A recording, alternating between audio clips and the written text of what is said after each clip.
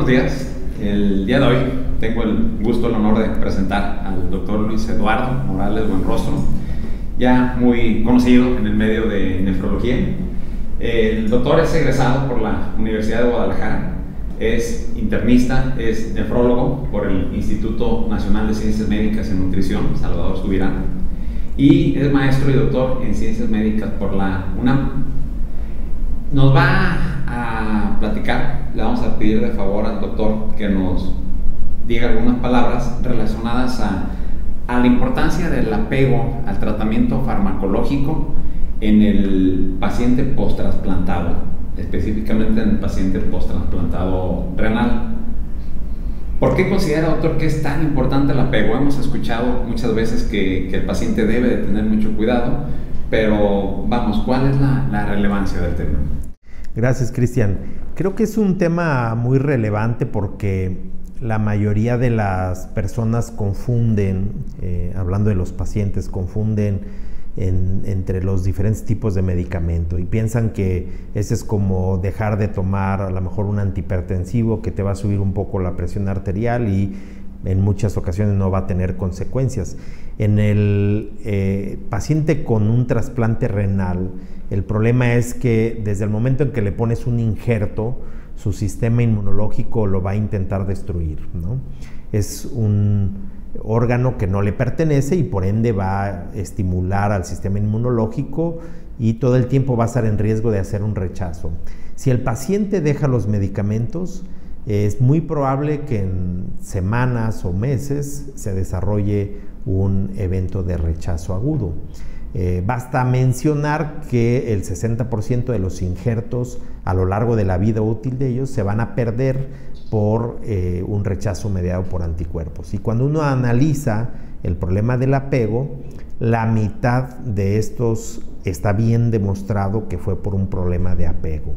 Quizás en el otro 50% pudiera haber algo de participación o que por alguna indicación médica se baje los niveles de medicamentos o pues que finalmente sean dosis insuficientes para él, pero la mitad está bien demostrado que hacen rechazos por problemas de apego al tratamiento.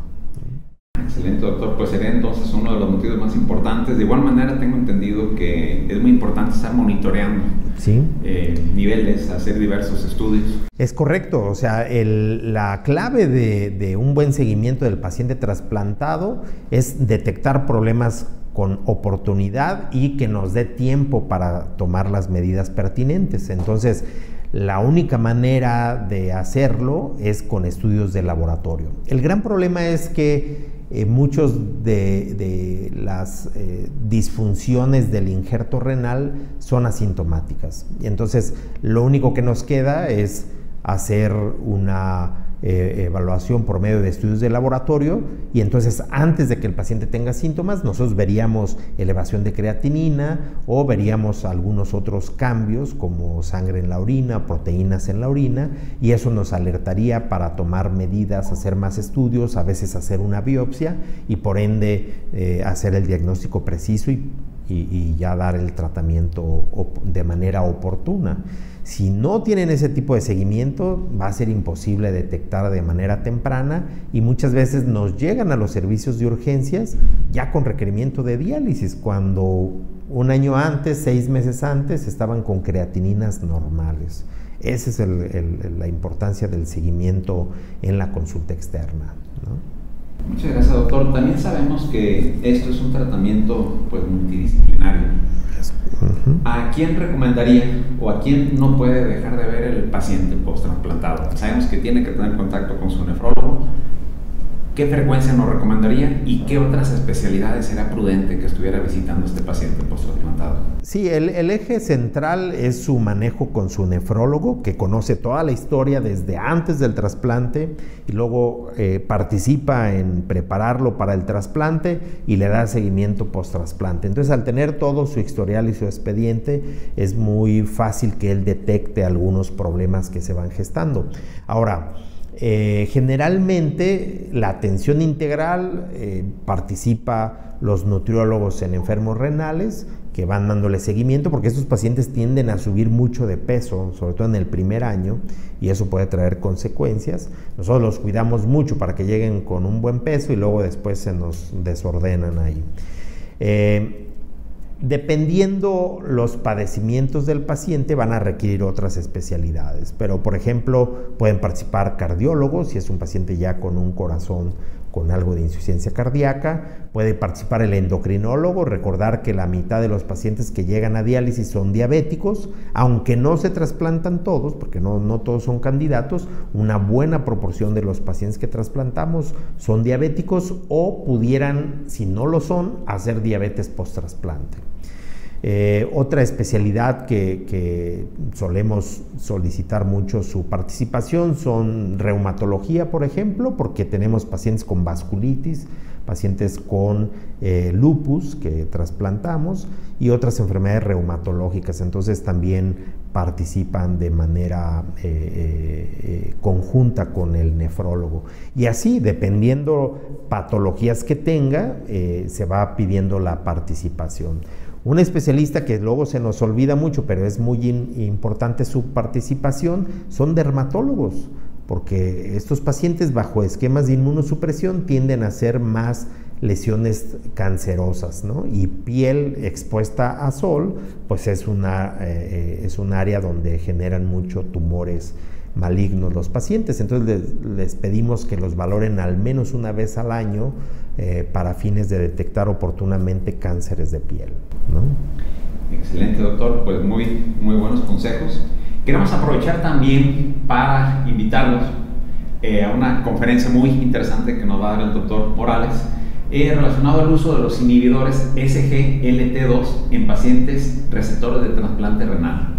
Doctor, aprovechando que contamos con su presencia, ¿por qué considera que este tema es tan importante en el paciente post-trasplantado? Sí, es un tema de actualidad porque son medicamentos que no tienen más de 10 años en el mercado.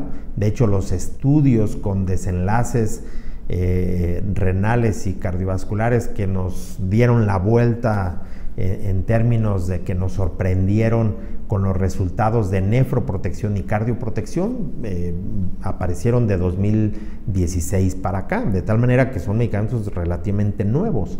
Y fuera de los últimos 15, 20 años, lo único que teníamos para nefroprotección era el bloqueo del eje renina-angiotensina-aldosterona con inhibidores de la enzima convertidora de angiotensina o el bloqueo del receptor de angiotensina 2, ¿no?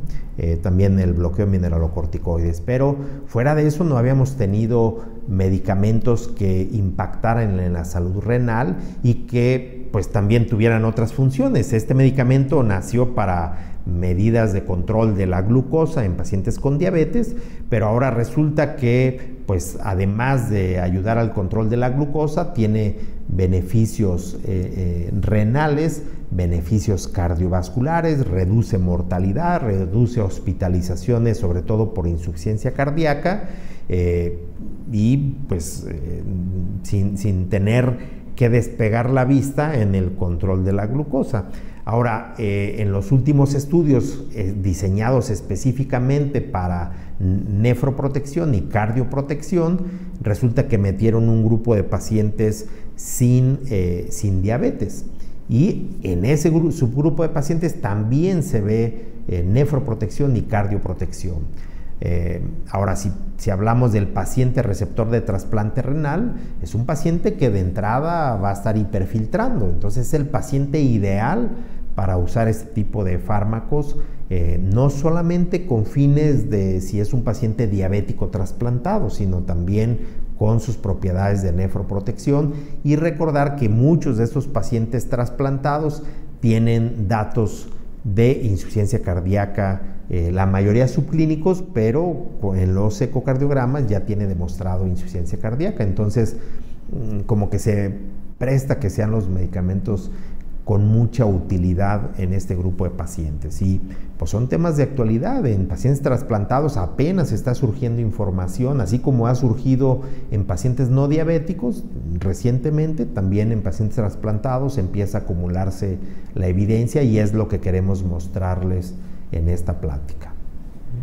Excelente, doctor.